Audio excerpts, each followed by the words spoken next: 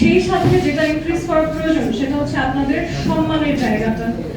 আপনারা কোনোভাবেই যাতে এই যে পুলিশি হয়রানি এগুলোর হেনস্থার শিকার না হন, এবং যে সকল নারী মেম্বার রয়েছে, যেহেতু আমি নারীর প্রতিনিধিত্ব করি, আজকেও দেখছি স্টেজে আমি একজন, এখানেও আমি আসলে খুব বেশি প্রতিনিধিত্ব দেখছি না।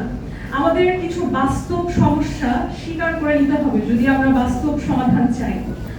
নারীর প্রতিনিধিত্বের জন্য, সমাজে নারীর অংশগ্রহণ বাড়াতে, নারীর সমস্যাগুলো সমাধান করতে যে সকল নারী মেম্বার রয়েছে তাদের জন্য কিন্তু আসলে আলাদা নিরাপত্তা ব্যবস্থার একটা প্রয়োজন আছে। এই নিরাপত্তা হয়তো একজন সংসদে বসলে পান, এই নিরাপত্তা হয়তো একজন মন্ত্রী হলে পান, কিন্তু স্থানীয় পর্যায়ে নারীর অংশগ্রহণ বাড়াতে হলে এই নিরাপত্তাকে আসলে সম্প্রসারণ করে নারী মেম্বারদের পর্যন্ত নিয়ে যেতে হবে। তো আজকে যে কথাগুলো আপনারা তুলেছেন তার মধ্যে আমি আসলে নারীর জন্য নিরাপত্তা, স্পেশালি মেম্বারদের জন্য, এটাকে খুব জোরালোভাবে প্রস্তাব করব। এর বাইরে একটা বিষয় হচ্ছে স্বচ্ছতা, জবাবদিহিতার জায়গা। তো স্বচ্ছতা, জবাবদিহিতা এখন তো 2026 সাল, এখন সবার হাতে হাতে মোবাইল ফোন আছে, বাসায় ল্যাপটপ আছে, মিনিমাম একটা সাইবার ক্যাফেতে গিয়ে ল্যাপটপ বা কম্পিউটার চালানোর অবস্থা আছে। ইনফ্যাক্ট আমরা এতটা উন্নতি করেছি, এখন কিন্তু সাইবার ক্যাফেও খুব একটা দেখা যায় না, সবার যার যার বাসায় ডিজিটাল কানেকশন আছে। সেই ক্ষেত্রে 2026-এ এসে আমার মনে হয় স্বচ্ছতার জায়গায় একেবারেই মেম্বার চেয়ারম্যানের সাথে আমাদের যিনি প্রধানমন্ত্রী আছেন একেবারে তারও কিন্তু সরাসরি যোগাযোগ স্থাপন করা সম্ভব একটা ই গভর্নেন্স বা ই প্রশাসন স্থাপন করার মাধ্যমে। আমার মনে হয় আজকে আমাদের বিএনপি চেয়ারম্যান সাহেব ও প্রধানমন্ত্রীর উপদেষ্টা আমাদের মাঝে আছেন, আমার মনে হয় তিনি তার কাছে এই প্রস্তাবনাগুলো হয়তো নিয়ে যেতে পারবেন। এছাড়াও আমাদের এখানে অনেক গুণী মানুষ আছেন যারা টক শোর মাধ্যমে আমাদের অনেক সমস্যা তুলে ধরেন সরকারের কাছে, মানুষের কাছে। আপনারা যারা মিডিয়া কর্মী আছেন, আপনারা সবাই চেষ্টা করবেন এই প্রস্তাবনাগুলো যেন আমাদের সরকার সহ সরকারের সকল ক্ষেত্রে পৌঁছাতে পারে।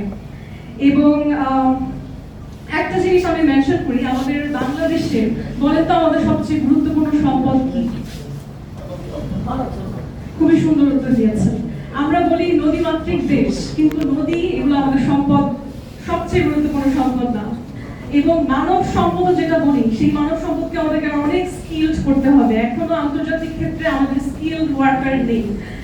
এবং আমাদের একটা গুরুত্বপূর্ণ দিক হচ্ছে এই যে সাউথ এশিয়ার যত দেশ আছে তার মধ্যে বাংলাদেশে কিন্তু একটা ইয়াং পপুলেশন অনেক হাই, এবং এটা অবশ্যই একটি পজিটিভ দিক।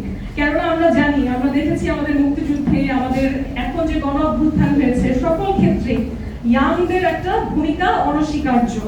সেই জায়গায় এই যে আমাদের এত বড় একটা সম্পদ ইয়াং পিপল, তাদের একটা বিশাল সমস্যা হচ্ছে তারা এডুকেটেড হচ্ছে কিন্তু তারা অর্থায়ন করার চাকরির জায়গা পাচ্ছে না। এই যে আজকে আমাদের যারা মেম্বার তারাও সম্মানী ভাতা নিয়ে প্রশ্ন তুলছে, এটার কিন্তু একটা বড় কারণ এটাও যে সমাজে আসলে আর্থিক যোগানের যে সুযোগগুলো সেগুলো অনেক সীমিত।